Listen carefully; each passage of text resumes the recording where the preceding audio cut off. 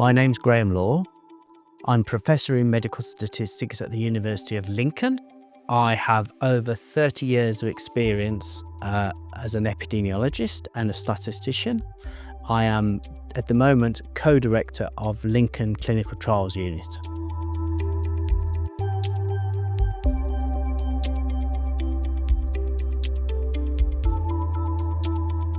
I'm an epidemiologist by training, and epidemiology is the study of disease, and you're looking at the distribution of disease and what causes disease. That's the fundamental ideas of epidemiology. Now, I've got a bit of a quick story because my grandmother, who's 99, she knew I was an epidemiologist, but she said, it's interesting with this COVID because clearly there's a lot of things that epidemiologists need to do. And she called me an epidermatologist, which obviously wasn't me. But an epidemiologist, where you're looking at the distribution and what causes disease, it's all data.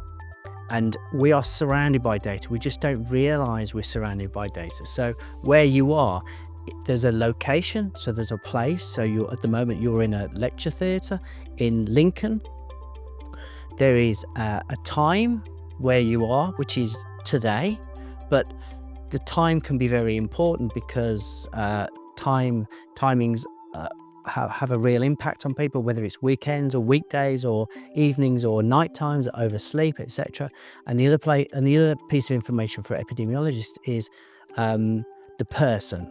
So time, place, person. So the person, the information that person has is very important. So they have an age, they have a sex or gender, they have a socioeconomic status, they have fundamentally certain diseases they already suffer from, they have connections with the people they live with or their family or friends. So all of these things are important pieces of information, and that's why data is essential for epidemiology and therefore the work you're going to do on epidemiology.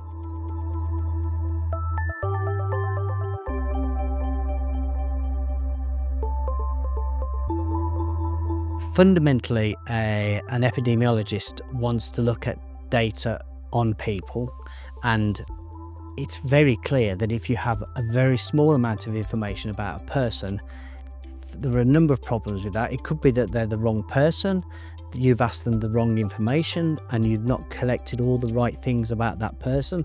And from a statistical perspective, the more data, the better, because when you're able to see the power of the information, which is what you have, it allows you to get good information or good results from your statistics. So the volume of information is essential.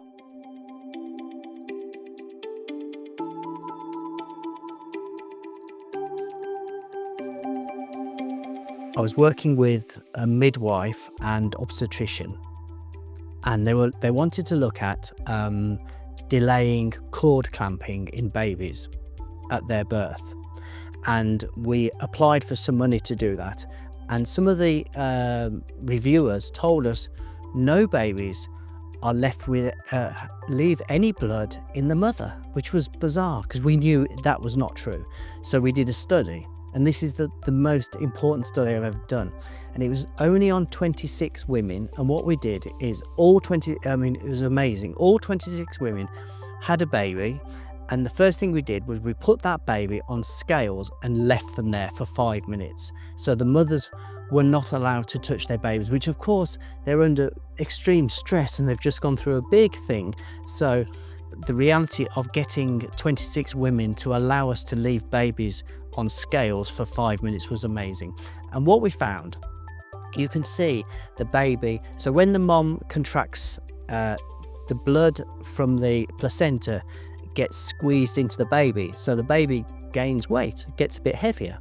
And then when the baby is, of course, having normal heart movements, they push blood back into the placenta so that they go lighter. And so in our study, we weighed these babies for 5 minutes, and we looked at how their weight went up and then went down again and up and down again.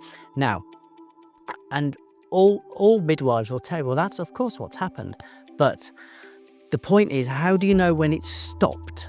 And that's what was quite tricky, because for an epidemiologist, you've got to work out, well, I've got this data. So I've got for 26 babies, I've got their weight going down and up and down and up. And it gets slower because the weight gain gets slower over time.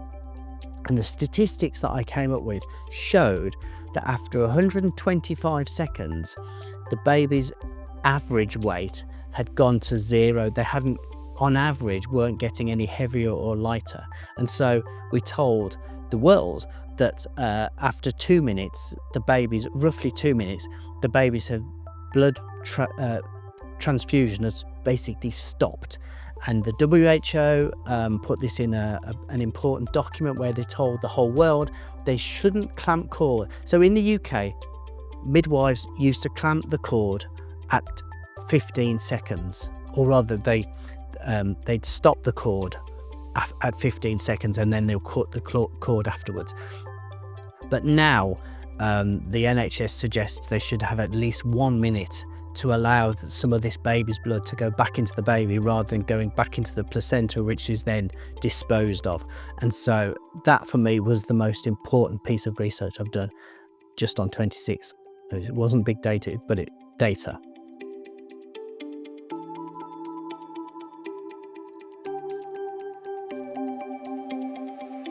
Yeah, you did give me this question to think about, and I could come up with 150 different challenges, there's no doubt.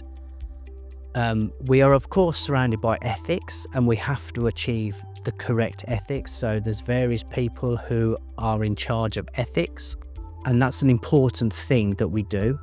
There is, if you're collecting human tissue, there's the Human Tissue Authority who looks after human tissue transfer. That's important as well. And then after that, you need to find the money, and you need to be able to conduct the study. So once you've gone through all ethics and you've got the money and you've got the authority to collect data and collect information, then you've got to recruit people, and that's really tough. So if you're recruiting actual individuals, it causes real problems that when you can't collect the right number of people for whatever reason. So this is partly where things like big data might be useful, because you don't necessarily have to recruit people for certain studies, and that would help with the analysis, therefore, because you're not restricting it to just people who were willing to be part of your study.